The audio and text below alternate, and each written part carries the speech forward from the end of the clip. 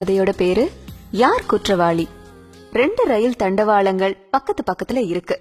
ஒண்ணுல ரயில் எப்பவுமே வராது, இன்னொன்னுல அடிக்கடி ரயில் வரும். வராத தண்டவாளத்துல ஒரு குழந்தை விளையாடிக்கிட்டு இருக்கு.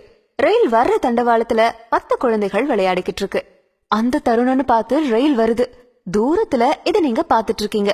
உங்களுக்கு பக்கத்துல ட்ராக், கருவி இதெல்லாம் இருக்கு. நீங்க யார காப்பாத்துவீங்க?